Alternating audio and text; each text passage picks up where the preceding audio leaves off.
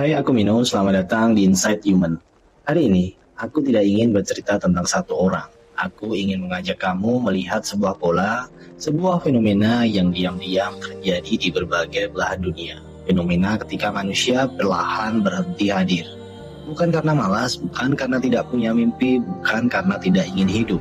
Mereka berhenti sekolah, berhenti bekerja, berhenti menjawab pesan, berhenti keluar rumah, bukan sehari, bukan seminggu, tapi berbulan-bulan, bahkan bertahun-tahun. Di Jepang, fenomena ini punya nama, hikikomori. Sebelum kita lanjut, aku minta kamu duduk dengan nyaman, atur napasmu, subscribe Inside Human, dan klik tanda lonceng supaya kamu tidak ketinggalan episode selanjutnya. Fenomena ini bernama hikikomori, satu kata. Tapi di baliknya ada ratusan ribu kehidupan yang terkunci di balik pintu kamar. Hikikomori bukan istilah media sosial. Ini bukan tren dan bukan label sembarangan. Di Jepang, fenomena ini mulai terlihat sejak akhir tahun 1980-an. Namun saat itu belum ada kata untuk menamainya. Belum ada bahasa untuk menjelaskan kepada dunia bagaimana seorang manusia bisa menghilang begitu rapi tanpa suara, tanpa keributan seperti cahaya lampu kamar yang perlahan meredup lalu padam. Pada awalnya, masyarakat Jepang hanya melihat gejala aneh. Seorang anak yang tiba-tiba berhenti sekolah, seorang remaja yang tidak mau keluar rumah, seorang dewasa muda yang mengurung diri di kamar dan tidak bekerja selama bertahun-tahun.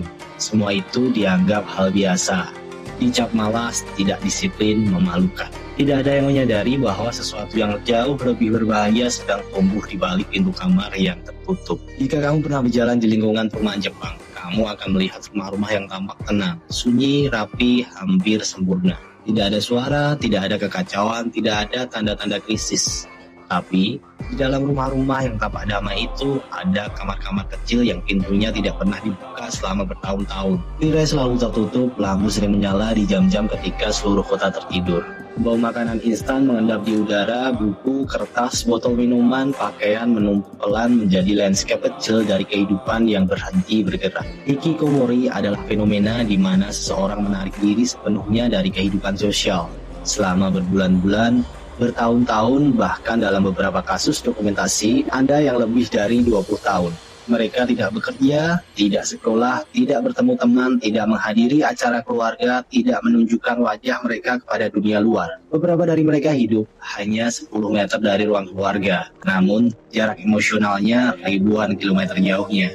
Di Jepang, fenomena ini tumbuh begitu besar, hingga pemerintah memperkirakan jumlahnya lebih dari 1 juta orang.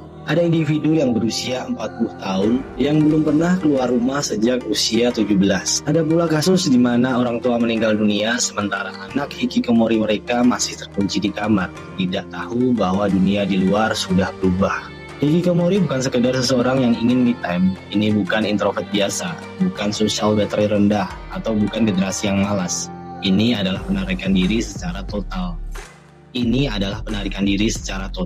Yang bahkan sering melampaui kehendak orangnya sendiri. Bagi seorang hikikomori, dunia luar bukan hanya menakutkan, dunia luar terasa tidak mungkin. Seperti mencoba berenang di laut badai tanpa pernah belajar berenang, atau seperti berdiri tepi jurang tanpa tahu seberapa dalam jatuhnya.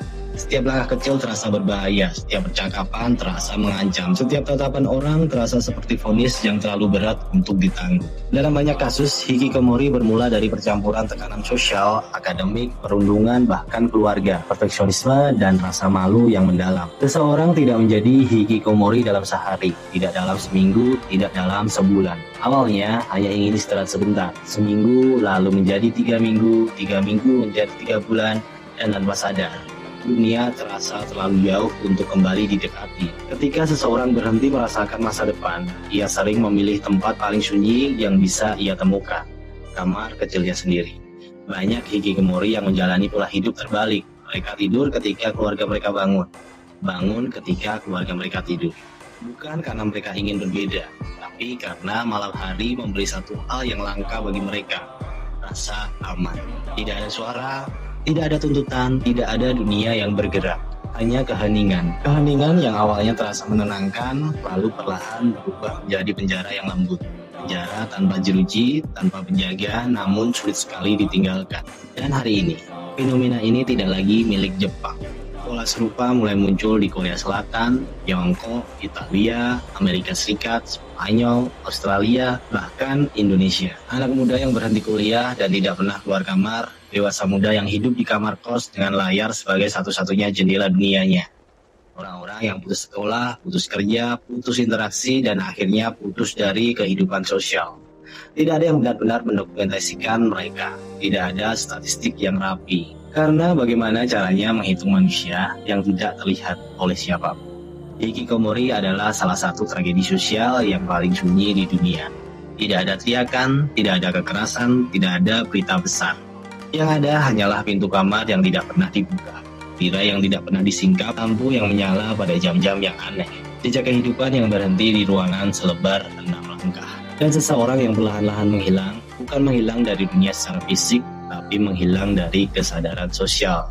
Hikikomori bukan sekedar fenomena Jepang. Ini adalah cermin tentang bagaimana manusia bereaksi ketika dunia terasa terlalu keras untuk disentuh, ketika tekanan terlalu berat, ketika luka terlalu dalam, ketika harapan terlalu tipis, dan ketika masa lalu lebih menakutkan daripada kesepian. Saat tidak ada tempat yang terasa aman, manusia memilih mundur. Bukan ke hutan, bukan ke gunung, bukan ke laut, tapi ke sebuah ruangan kecil yang mereka kunci dari dalam. Ini adalah respon. Respon terhadap tekanan yang terlalu lama, respon terhadap dunia yang terasa tidak memberi ruang bernafas, dan untuk memahami kenapa seseorang bisa menarik diri sejauh itu, kita harus berhenti melihatnya sebagai persoalan sikap. Kita harus masuk lebih dalam ke tempat di mana semua keputusan ini sebenarnya dibuat. Bukan di kamar, bukan di keluarga, bukan di masyarakat, tapi di dalam otak manusia. Otak manusia tidak diciptakan untuk dunia yang terus menekan tanpa jeda. Fungsi utama otak sangat sederhana, menjaga kita tetap hidup, bukan membuat kita bahagia, bukan membuat kita sukses, tapi memastikan kita bertahan. Karena itu setiap otak mendeteksi ancaman, baik ancaman fisik maupun ancaman psikologis, ia akan mengaktifkan sistem perlindungan. Ketika ancaman tidak bisa dilawan, ketika tidak ada tempat untuk lari, dan ketika diam terasa menyakitkan, otak memilih strategi yang paling aman, mengurangi kontak dengan dunia.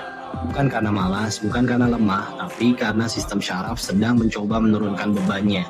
Dalam kondisi tekanan berkepanjangan, otak tidak lagi melihat dunia sebagai ruang netral. Dunia dipersepsikan sebagai rangkaian ujian yang tidak pernah selesai. Setiap interaksi terasa berisiko, setiap percakapan terasa seperti evaluasi, setiap kehadiran terasa seperti tuntutan. Dan ketika ancaman terasa konstan, otak belajar satu hal sederhana, menjauh itu lebih aman.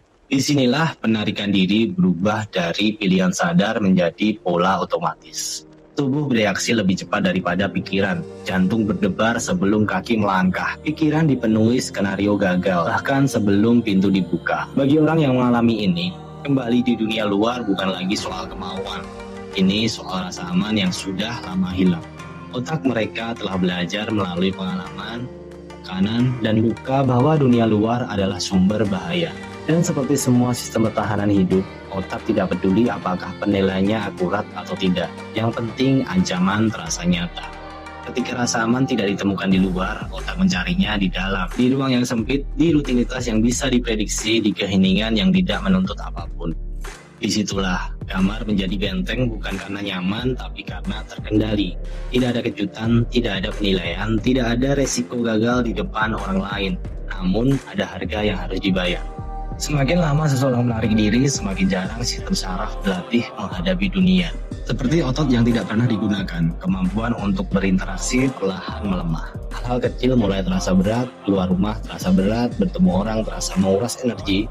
Bukan karena orang itu berubah menjadi lemah, tetapi karena otaknya sudah terlalu lama hidup dalam mode siaga. Di titik ini, penarikan diri berubah menjadi lingkaran yang sulit diputus. Menarik diri mengurangi kecemasan dalam jangka pendek, namun memperbesar ketakutan dalam jangka panjang. Dan otak yang selalu memilih solusi tercepat untuk meredakan ancaman, terjebak dalam strategi yang awalnya melindungi, namun perlahan membatasi hidup. Inilah mengapa memaksa seorang untuk keluar kamar seringkali justru memperburuk keadaan. Karena bagi otak yang sedang bertahan, paksaan bukan motivasi. Itu adalah ancaman tambahan. Yang dibutuhkan bukan dorongan keras, melainkan pemulihan rasa aman secara perlahan. Interaksi kecil, ruang tanpa penilaian, kehadiran tanpa tuntutan. Karena sebelum seseorang bisa melihat ke dunia, otaknya harus percaya satu hal terlebih dahulu, bahwa dunia tidak seberbahaya itu. Dan inilah bagian yang sering kita lupakan. Penarikan diri ekstrim seperti hikikomori bukan tanda manusia gagal beradaptasi. Ini adalah tanda bahwa sistem syaraf bekerja terlalu lama tanpa istirahat. Bukan dunia yang terlalu lemah dan bukan manusia yang terlalu rapuh, tapi pertemuan antara otak yang ingin bertahan dan dunia yang tidak memberi cukup ruang aman. Dan setelah memahami ini, kita mulai melihat satu pola yang besar, bahwa hikikomori bukan kasus terisolasi. Hikikomori adalah salah satu wajah dari krisis kesepian global. Kesepian tidak selalu terlihat seperti kesendirian secara mutlak, tapi seringkali tersembunyi di balik kehidupan yang tampaknya normal. Orang tetap bekerja, tetap tersenyum, tetap hadir di keramaian, namun dalam dirinya ada ruang kosong yang tidak terisi oleh apapun. Inilah yang membuat kesepian modern sulit dikenali. Ia tidak selalu muncul sebagai tangisan, tapi muncul sebagai mati rasa, sebagai kelelahan emosional, sebagai rasa hampa yang sulit dijelaskan. Di berbagai negara, kesepian kini disebut sebagai krisis kesehatan publik. Bukan oleh influencer, bukan oleh media sosial, tapi oleh lembaga kesehatan resmi. Kesepian kronis meningkatkan resiko depresi, gangguan kecemasan, penyakit jantung, bahkan kematian dini. Dampaknya dalam beberapa studi disamakan dengan merokok bertahun-tahun. Dan yang membuat lebih mengkhawatirkan, kesepian tidak lagi terbatas pada lansia. Kesepian justru meningkat pada generasi muda. Di Amerika Serikat dan Eropa, survei menunjukkan bahwa anak muda melaporkan rasa kesepian lebih tinggi dibanding kelompok usia tua. Di Asia, tekanan akademik dan kerja menciptakan generasi yang terus sibuk, tapi jarang merasa benar-benar dekat. Kita hidup di dunia yang sangat terhubung, namun koneksi itu seringkali dangkal. Kita berbicara setiap hari, tapi jarang merasa didengar. Kita melihat banyak wajah, tapi jarang merasa dikenal. Kesepian modern bukan tentang kesendirian. Ini tentang tidak merasa aman secara emosional bersama orang lain.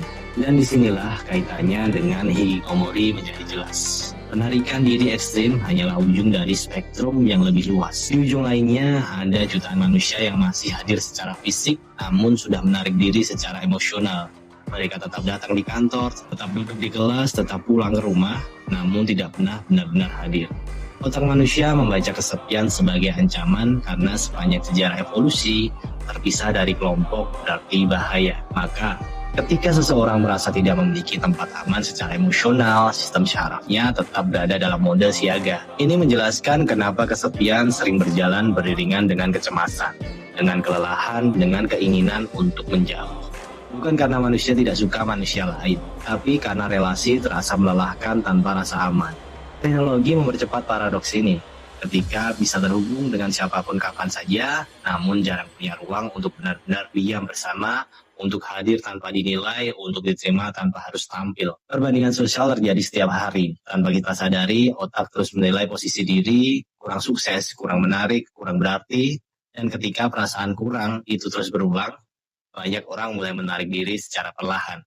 Bukan menghilang sepenuhnya, tapi cukup jauh agar tidak perlu terluka lagi. Inilah mengapa banyak orang merasa lelah setelah melakukan kegiatan sosial. Bukan karena introvert, tapi karena relasi yang dijalani terasa seperti sedang perform. Di berbagai negara, pemerintah mulai merespon kritis soal ini. Inggris menunjuk Kementerian Kesepian. Jepang membentuk kebijaksanaan khusus untuk isolasi sosial. Beberapa negara Eropa mengembangkan program komunitas untuk membangun kembali relasi lokal. Namun hasilnya tidak instan, karena kesepian bukan hanya soal kurangnya orang di sekitar. Ini soal kurangnya rasa aman dalam hubungan.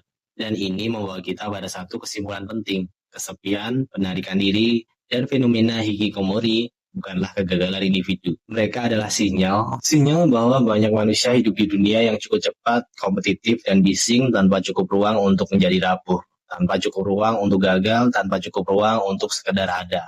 Dan ketika dunia tidak menyediakan ruang itu, manusia akan menciptakan ruangannya sendiri. Kadang dalam bentuk keheningan, kadang dalam bentuk jarak, dan kadang hanya menghilang. Jika kita mundur sebentar dan lihat semua yang telah kita bahas hari ini, hikikomori, penarikan diri, otak yang bertahan di kesepian global, kita mulai melihat satu pola yang sama. Bukan tentang kelemahan individu, bukan tentang generasi yang manja, bukan tentang manusia yang gagal beradaptasi. Ini tentang manusia yang terlalu lama hidup tanpa rasa aman.